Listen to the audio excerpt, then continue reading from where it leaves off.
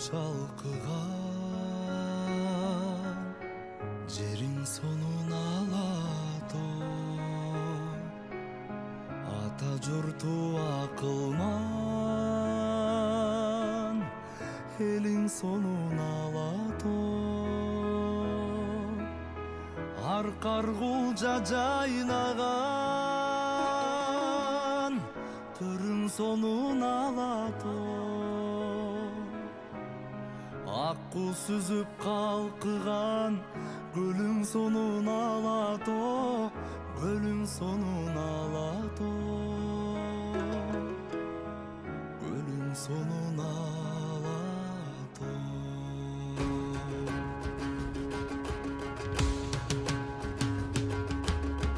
эркин кыргыз элине энчи болгон Ассаламу алейкум туугандар, ассаламу алейкум достор, кандайсыздар? Силер менен кайрадан мен бүгүн Кудайым буйрса бисмилля деп жумушту баштап атам. Өзүңөр байкагандай, көргөндөй эле күндүк адаттагыдай эле мойка заправка менен баштадым. Мойка мен жакта мойка жок деп баягы робо мойкалардан сама мойка ушундай жок болчу. Робо мойка ачылып калыптыр үй жака. Бирок кымбат экен. Баягы сушкасы менен нормальный эксира пенкасы менен жуудурайын десең почти 1,5 миң рубль экен. Только машинанын чаң басып эле калыптыр. Ошону баягындай душ кылдырып койдум. Өзүм келип бияктан кургаттым. Заправка кылдым. Кудайым буйрса бүгүн иш чота жакшы башталып атат. Бесплатный кофе менен. Кофе постоянно ушул Лукойлдукун алганга аракет кылам. Лукойлдуку даамы жакшы да. 5 кофе алсаң 6-чысы бекер болот. Мага бир 2 күндө ашып барса 3 күндө бирден ушундай бесплатный болуп турат. Бүгүн келсем как раз бекер болуп калыптыр. Анан бесплатный кофе еще плюс 500 рубль заправка скидка болду. Бонус чогулуп калыптыр. Ладно, до конца эконом адышы кылайын деп 500 рубль дагы скидка кылдырып алдым. Вот. Линия чыгайын дагы ишти баштайын. Белес паркын силерге сунуштап жүрөм. Өзүм Белес паркында иштеп жүрөм, билесиңер. Парктын комиссиясы 1,5%. Эгер ушул парктан путевой лист алып иштесеңиздер, электронный путевой лист 2% болот. Жана ошондой эле ушул парктан арендага дагы, выкупка да машина алып иштесеңиздер болот. Антип алып иштесеңиздер трудовой договор берет. Трудовой договор атак мындай бербейт. Только ушул парктан машина алсаңар берет. Экранда көрүп турган номерге жазып, чалып, толук маалымат алып иштесеңиздер болот достор.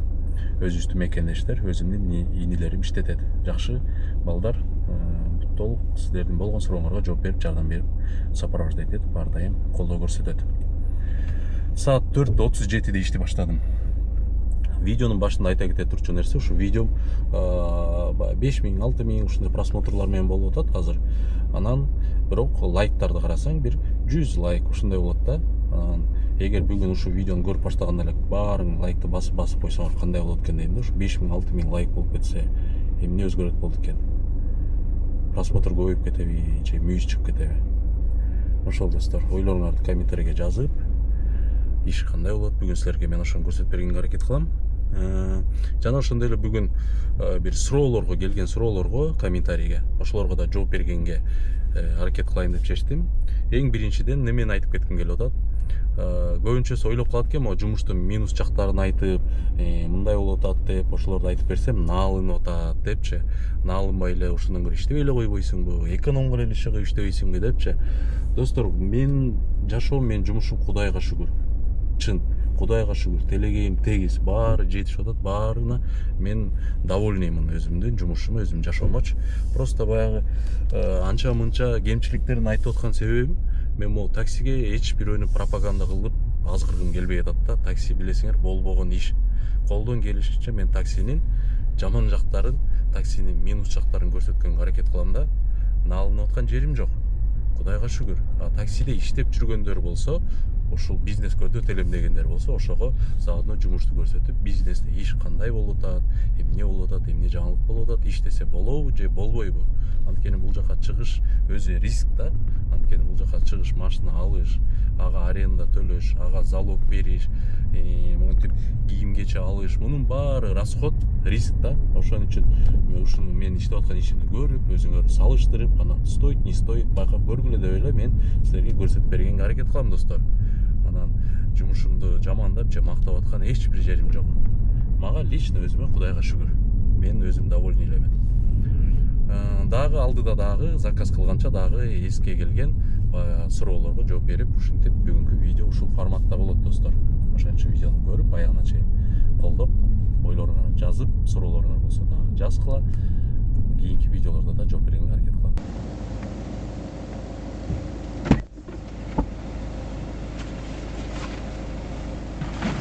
Здравствуйте. Здрасте. Улица Зорги, 9, корпус 1. Мгм. Классно пахло в салоне до того, как я сел. Как девушка ехала, да? Духи какие-то. Не, вы на сегодня первый пассажир. Да? Да, А, это вы? только начал. Ну, какой-то вот запах. Или вы моете чем-то? Может, этот мой парфюм.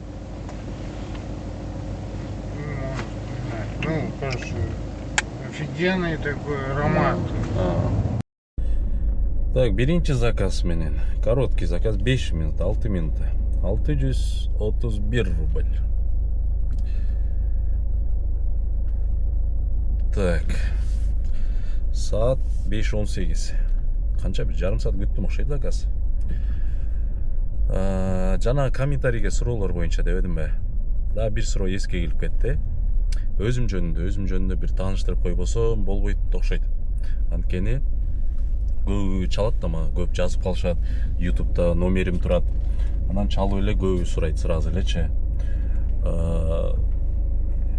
Мирбек брат, дос, укам, иним депчи. Мени баягы көбүнчөсү мындай жаш бала, мындай жаш эле деп ойлойт да. Көбү аябай. Жаш балдар чалып алып, сен менден кичүү эле болот окшойсуң, иним эле болот окшойсуң, сен деп сүйлөй берейин же кандай сүйлөйүн деп ушинтип көп суроолор болот да. Мен өзүм 90-жылкы болом. Кудайым буйрса, бүгүн 19 экен, ровно 4 айдан кийин 36га чыгат экенмин. 19/09/90, 19 сентябрь 36га чыгам бул Кудайым буйрса. Анан кай жактан болосуң деп да көп сурап калышат. Мен өзүм туулган жерим Нарын шаары, Нарын району, Чет Нура айыл өкмөтү, Ак Кыя айылы, же болбосо Байгазак ата айылы, же болбосо Жданов айылы. Ушундай 3-4 аты бар биздин айылдын. Ошол жерден болом. Көбүнчөсү Көлдүк деп ойлойт. Анткени Көлдө да чоңойгом, Чолпон ата шаарында, Чолпон атанын өзүндө Киров школунда окугам. Ошол жерде да көп жыл жашап, көп жыл жүрүп чоңоюп калгам. Классташтарым, досторум көп. Ошо досторум менен, классташтарым менен алыш катышым жакшы, көп жүрөм. Ошо менен көбүнчөсү да мени Чолпон аталык деп, Көлдүк деп ойлошот. Бишкектик деп да ойлошот. 15 жашыман баштап Бишкекте жашап, Бишкекте чоңойгом. 85 школда окугам, 21 школда окугам. Да кайсында. Ишылса ушундай. Негизи өзүмдүн туулган жерим Нарын.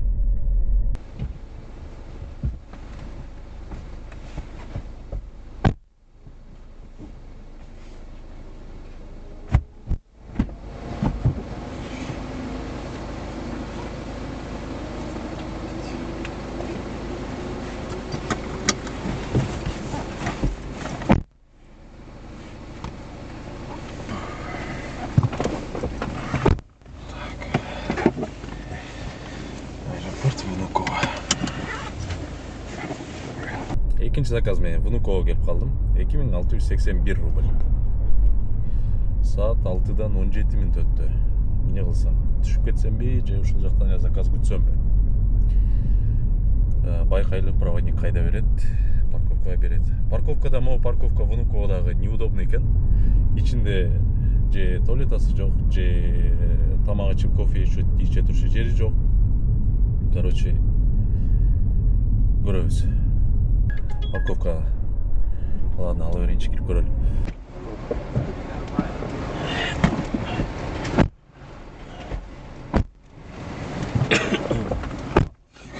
Береговой проезд, да? Внуково жыргатты что-то. Береговой проездге келдим. 2351 рубль. 5 минут ашып баратса 5 минут күттім, заказ парковкаға кирип туруп эле. Бир аз отургандан кийин эле 5 минутка жетпей эле сразу заказ берди. Туура эле кылып турдум, коркуп атып кирдим. Кирсем кирбей эле койсомбу деп атып кирбедим беле. Саат ровно 7-ден 10 минут өттү. Нормальный районга келип калдым кайра. Москва Ситинин жанына, береговой проездге. Бул жактан азыр эми дальше жумушта улантабыз.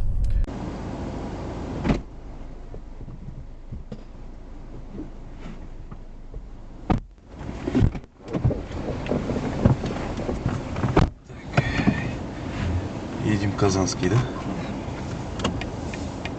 Так, Казанский вокзалга келип калган 30 минут болуп кетти. 1664 рубль. Пробка 24 эле минут көрсөтүп атты эле. Пробкага кабыл калдым, пробкага. Так. Плюска чыктык, плюска. Плюс канча болду? Плюс обновление болду экен. Короче, мындай алып койгом. Кимден ким эгер өзүнүн машинасында иштегендер, жана ошондой эле выкуптагылар бар, кредит, лизинг, жана айына бир жол платеж төлөйт го. Ошондойлорго бир менден сунуш. Мен неме кылып койгом? Күнүгө 5000 рубльдан таксопаркка как накопительный кылып снимать эт депчи. Күнүгө 5000 рубльдан тартылатып снимать этип атат. Иштегенге мындай неме стимул экен да. Бир күн чыкпай калсаң 10 000 рубль минус болуп кетет. Анан ойлойт экенсиң да, кой. Бүгүн чыгып жок дегенде жана 5000 жаап коеюн деп чыгасың дагы, ошо менен 10-15 000 иштеп салат экенсиң. А эгер андай болбосо, бир күн иштеп 2 күн үйдө жатып аласың. Эртең эле чыгайынчы депчи. Анан 5000 рубль баягы снимать этет, андан ашкан акчаны каалашыңарча ары бери иштете бересиңер өзүңөрдүн каалаган немеңерге. Шереметьевого заказ берип атат. Шереметьево уруп кетип калайын азыр, пробка башталып атат. Ошол жагы жакшы экен да. Билинбей эле акча чогуло берет. 10 күндөбү, 15 күндө, 20 айда снимать этесиңер. Таксопаркка чаласыңар дагы. Жана накопительный дагы акчаны баланска которуп койчу десең, 10 күн иштеген болсоң 50 000 болуп калат, которуп коет, шак снимать этесиң, керектүү жана иштетип саласың. А так мындай билесиңер да. Баягы өзүң машинаңа алганда иштебей жүрө бересиң, же выкуп айына бир жол төлөсөң тоже жүрө бересиң, айдын аягы келгенде карайлап каласың. Лизинг, кредит то же самое. Ушинтип коюп койсоңор жакшы экен. 5000де снимать этет, андан ашканын калаган жагына корот. Тияка бер, бияка бер, тигини же, муну же, тигини ал, муну ал. Зато тиякта акча чогулуп атат. Ошол Шарикке кеттик, Шарикке барып, чото бүгүн жумуш Кудайга шүгүр, таң атпай, баягы эрте турган рызкың берекелүү кенен болот дейт го, ошондой эле.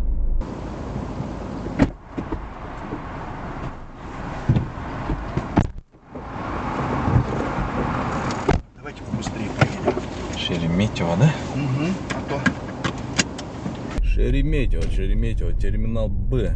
35 минутада 3193 рубль. Учкан бойдон бат эле келип калдык. Ушундай заказдар жаат да. Платный дорога менен пробка жок. Жумуш Кудайга шүгүр мощный болуп атат. Бүгүн мощный башталып кетти. Уже неме? Канчада баштадым эле ишти? Парковкага алабыз. Ишти биринчи заказым 5 алдым беле. Уже 7200 рубльга иштеп коюп турмун.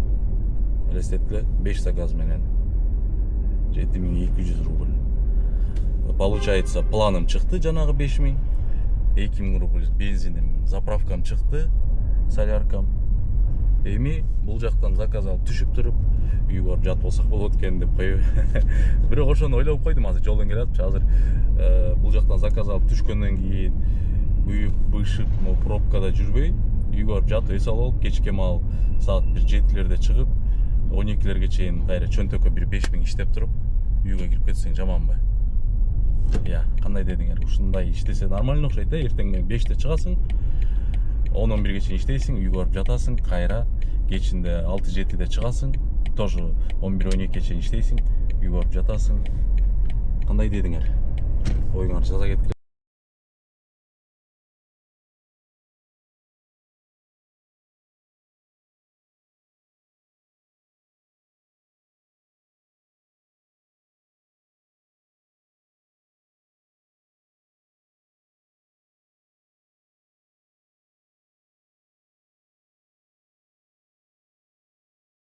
Здравствуйте. Едем без Остуженко, да? Остуженко 7 строение 1 келген 1 саат 17 минут 55 минут ушундай деп көрсөттү эле пробка 3231 рубль. Шереметьевода почти 2 саатка чукул заказ күтүп койдум окшойт. 1,5 сааттан ашты да где-то. Саат 11:58 болду. Шереметьевого мен саат 8:50 8:40 ушундайда баргам. Бир тойле заказ күтүп коюп турмун. 9172 рубль болду. Доход 6 заказ менен. Получается эртең менен 5те баштадым беле. 10га чейин, 12ге чейин 7 саат. 7 саат болуп кеттир. Жана айткандай эле ойлонуп атам, эмне кылсам, үйгө кетип калсамбы, үйгө барып шашпай эс алып жаман эле шалдырап баштадым. Бүгүн ысып кетти кадимкидей. Кондер деле жардам бербей атат. Могу люктагы меники көрүп атасыздар, жарым эле жабылып турат. Могу шторасы иштебей калды. Полный жабылбай, прям төбөдөн күнү уруп атат деп элечи. Үйгө барып жатып эс алып алып, кечинде чыксамбы. Же чыдап эле бир атылоо сменаны бүтүрүп коюп чыксамбы. Ошондо ойлонуп келдим, анан ушу менен эле бүтүрөйүн дедим. Видеону да жана Шереметьеводо отуруп буга чейин кадрларды бүт монтаж кылдым да, уже 15 минут болуп кеттир. Мен негизи эле көп сүйлөйсүң деп айтып калышат. Ошон действительно көп сүйлөп коет экенмин. Видеону кыска 10 минутта ушундай эле кылып чыгарбайсыңбы деп сунуштук берип калышат. Уже 15 минут болуп кеттир. Муну кошсом 16-17 минут болуп кетет. Кечке чейин смена тарсам вообще эле болуп кетет. Ошо менен сменаны ушу менен жыйынтыктайын. Кечинде чыкканымды кайра тартам. Бүгүн көрсө 20 экен да. Мен 19 деп ойлоп отурмун, бир күн артта алып кеттирмин. Андан көрө ушу видеону монтаждап, мону жыйынтыктайын дагы. Сразу ысык кезинде бүгүнкү видеону бүгүн чыгарып салайын, Кандай дедиңер? Бүгүн көрсө 20 экен. Саат 11:59-12 болду. Ошол достор. Ойлоруңарды комментарийге жазгыла, подписаться кнопкасын баскыла, жана мындайлардан лайктардан басып койгулачы. Жана башында айтып кеткендей эле 5000 просмотр болсо 5000 класс алуу эле. Ошол достор, рахмат. Если что, бизден келсе кечиргиле. Кийинки видеодон көрүшкөнгө чейин.